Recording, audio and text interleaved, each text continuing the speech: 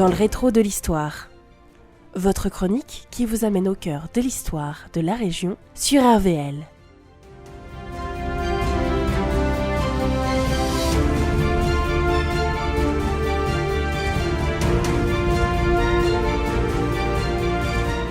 Personnages, lieux, anecdotes, plongez-vous dans l'histoire de l'agglomération d'hier et d'aujourd'hui.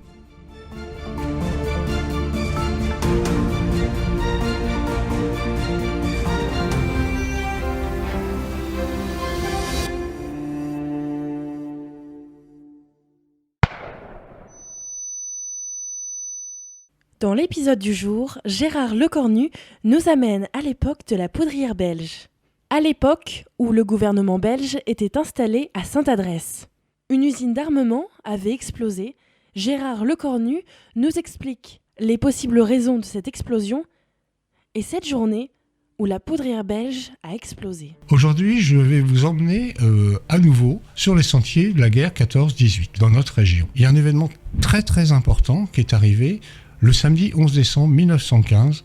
C'est une explosion considérable qui a secoué toute la région, toute la zone industrielle du Havre, et je vais vous la donner en détail. Le contexte historique, c'est, comme vous le savez, la guerre 14 a commencé début août 1914, et elle a commencé par l'invasion de la Belgique, qui était neutre à l'époque, invasion de la Belgique par les Allemands.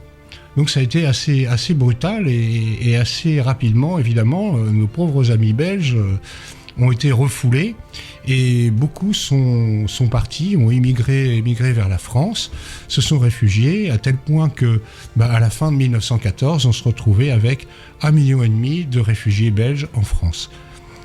Les Allemands ont envahi une bonne partie également de la région nord, puis ensuite bataille de la Marne, tout le monde est bloqué avec une ligne de tranchées de près de 650 km, et la guerre a tendance à stagner pour de nombreux mois. Donc ces Belges, en fait, viennent en France, et il est décidé que le gouvernement belge, la capitale de la Belgique, sera Sainte-Adresse, à côté du Havre. Alors évidemment, on a besoin pour l'ensemble des gens qui sont ici pour le gouvernement, il y a des bâtiments qui sont des bâtiments officiels, qui sont dédiés à cette capitale de la Belgique, mais les Belges ont envie de revanche, et les soldats belges, les réfugiés, n'ont qu'une envie, c'est d'en découdre avec les Allemands à nouveau. Et pour ça, il y a deux façons de le faire. La première, c'est de monter au front. La deuxième, c'est de fournir des armes. Et en fait, le Havre, la région, fournit des établissements pour fabriquer des armes et des munitions au gouvernement belge. Et cette usine qui nous intéresse, c'est une usine qui s'est installée en octobre 1914, et elle s'est installée près du Havre, tout près de Harfleur en fait. Elle fera presque 5 hectares à la fin de 1915. Une autre usine est implantée un peu plus loin, dans un endroit isolé, tout près de Méville, et à 500 mètres des énormes usines de l'époque, qui sont les usines Schneider. Donc vous voyez maintenant l'emplacement, c'est l'emplacement des usines Safran actuelles. Alors cette petite usine qui est près de chez Schneider, en fait c'est appelée l'usine d'or. C'est assez étonnant, et elle doit ce nom incroyable au fait qu'à la fin du 19e siècle, des gens avaient espéré récupérer de l'or dans les alluvions de la Lézarde. Bon, ils ont été extrêmement déçus, et du coup, la petite usine a servi à abriter cette délégation de soldats belges. Alors, cette petite usine, elle servait d'entrepôt. L'autre usine, la plus grande, qui était plutôt vers Graville, il y avait des machines-outils qui avaient été récupérées de la Belgique et qui avaient pu être installées pour la fabrication de munitions. Alors voilà le décor planté. Qu'est-ce qui se passe le samedi 11 décembre 1915 ? À 9h45, une gigantesque explosion déchire le calme de l'estuaire de la Seine.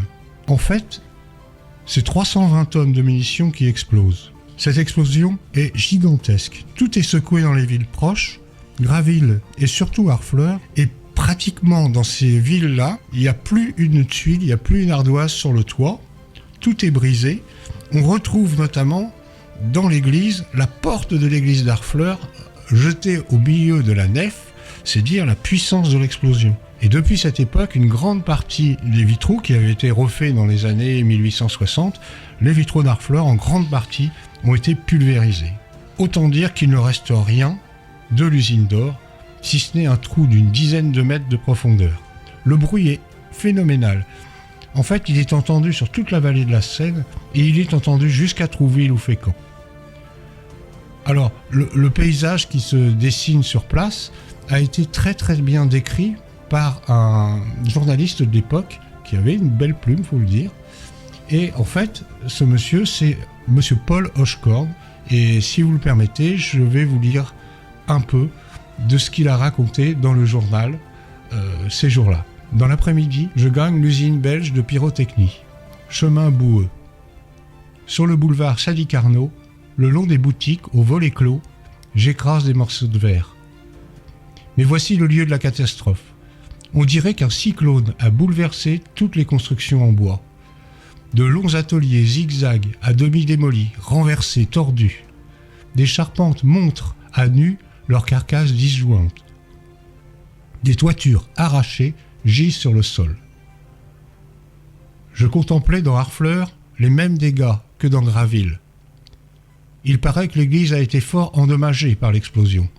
Vitraux en miettes, meneaux brisés, portes enfoncées, toits rompus. J'ignore le nombre de victimes de la catastrophe. J'ai entendu parler de 150 soldats déchiquetés, mis en bouillie. Je songe à cette poudre préparée pour tuer les Allemands et qui a tué des Français, des Belges. Elle a chimiquement produit son effet sans se soucier de ses victimes. On enterrera les morts, on soignera les blessés, on relèvera les bâtiments renversés et de nouveau, jusqu'à la fin de la guerre, on fabriquera des explosifs. Hélas, quand donc en aurons-nous enfin fini avec tous ces travaux? Ce soir, plus que jamais, la guerre m'est odieuse. Je me sens triste et las. Mais bien souvent, n'ai-je pas appris, avec satisfaction, que des poudrières avaient explosé en Allemagne? Ces jours-là, je me réjouissais. Je disais, tant mieux. Donc on voit que ce récit est quand même profondément humain et il donne bien le cadre déjà de la guerre après un an où les gens en fait ne sont pas partis dans la réjouissance mais ont plutôt hâte que ça s'arrête. Alors en fait les dégâts ils ont été importants mais c'est des dégâts humains qui ont été effectivement considérables. Il y aura un peu plus de 108 morts. Hein. Donc en fait il y a 7 morts dans les usines Schneider et 2 civils aussi dans la région proche. Hein. Il y a eu presque 1500 blessés. Hein. La plupart du temps, c'est des éclats de verre hein, ou des problèmes auditifs, mais ça a vraiment fait un choc considérable, aussi bien dans la région proche qu'au niveau de la France. Les obsèques sont grandioses. Elles ont lieu à la cathédrale Notre-Dame du Havre. Tous les corps sont amenés sur des charrois en bois, des affûts de canons en fait.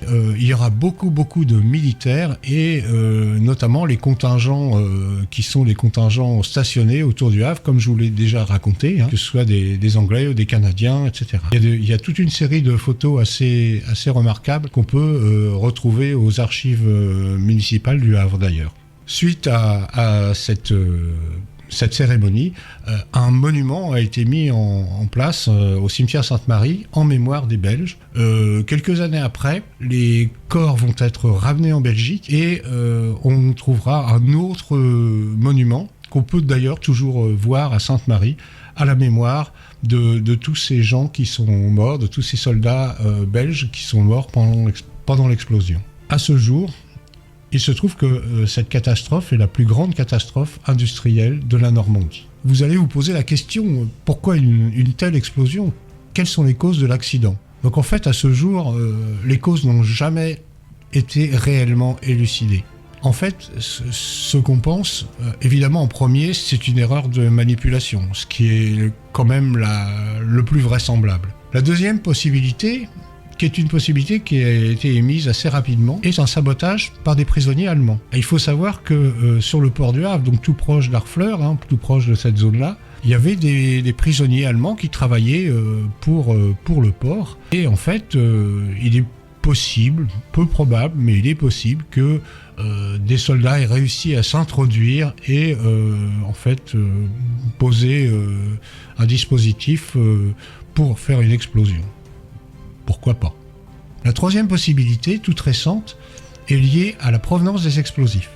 En effet, sur les 320 tonnes stockées donc sur cette usine d'or, 240 tonnes venaient des États-Unis. Selon certaines sources, un dispositif destiné à provoquer une déflagration avait déjà été découvert dans les caisses livrées depuis les États-Unis. Lors de la Seconde Guerre mondiale, je dis bien la Seconde Guerre mondiale, des usines américaines avaient été sabotées par les immigrés allemands car elles livraient des armes aux Alliés. Pourquoi pas, dans le même contexte, un travailleur américain d'origine allemande, pourquoi n'aurait-il pas lui-même imaginé un tel acte de sabotage en 14-18 ? Nul ne le saura évidemment maintenant. Alors il y a eu des enquêtes, mais elles n'ont pas abouti, puisque de toute façon, par nature, l'explosion était tellement considérable, le trou était tellement énorme qu'on n'a pratiquement rien retrouvé, ni des soldats, ni des explosifs ou des éléments. On a perdu toute possibilité quasiment de retrouver une trace une erreur de manipulation, par exemple. Comment voulez-vous le prouver ? C'est impossible. On a réussi à retrouver des éléments qui étaient totalement inédits. Surtout des éléments relatifs à l'usine qui maintenant est au Creusot, qui était l'usine Schneider. En fait, au Creusot, on se retrouve avec une académie qui s'appelle l'Académie Bourdon, François Bourdon. Et cette académie est la plus grande académie qui permet d'archiver les archives industrielles en France. Et ces gens ont eu la bonne idée de mettre, déjà à l'époque, en 2014, ils avaient déjà eu l'idée de mettre tout sur Internet, enfin une grande partie de leurs documents sur Internet. Et en allant fouiller, je dois avouer de façon pas très facile, parce que c'est quand même assez touffu, j'ai fini par retrouver des photos tout à fait inédites, d'une part sur la vie de Schneider elle-même, c'est-à-dire qu'on a beaucoup de documents avec des photos superbes, en qualité en tous les cas, sur des visites de délégations étrangères, que ce soit des Russes à l'époque ou des Argentins, etc., des Chiliens, qui venaient pour voir la démonstration du matériel dans la zone à côté d'Harfleur. Et surtout, ce qui a été tout à fait passionnant et vraiment extraordinaire, c'est de retrouver 3 photos même, de ces unités de Bundy, dont une photo avec la visite de M. de Broqueville, qui était chef du gouvernement belge à l'époque, qui allait visiter les usines d'armement autour. Et en fait, on a eu aussi quelque chose de très important, c'est retrouver, je ne sais plus exactement, peut-être une trentaine de photos qui ont été prises juste après l'explosion, le lendemain de l'explosion, sur l'usine Schneider. Et on peut voir les dégâts considérables alors que l'usine était à 500 mètres quand même. Les toits sont effondrés, les murs en briques sont éventrés, et on comprend mieux en voyant ces photos qu'il ait pu y avoir 7 morts à 500 mètres de là, sous des toits qui se sont écroulés avec des morceaux de verre tout à fait lourds. C'était quand même des tuiles en verre, c'était très très lourd. Donc ces archives industrielles, elles sont en fait stockées au Creusot, et justement le rôle de l'Académie François Bourdon, c'est de faire en sorte que ces archives industrielles soient mises à la disposition, soit effectivement sur place, donc l'essentiel très largement c'est sur place. Par contre sur Internet, ils ont mis à disposition beaucoup d'éléments, notamment ces photos, et là ça a été un vrai bonheur. Effectivement, on a pu rentrer en contact avec eux, discuter et leur donner des éléments aussi de notre côté pour leurs archives. Ça a été vraiment un échange magnifique. Ça a été vraiment très sympa de travailler avec ces gens-là.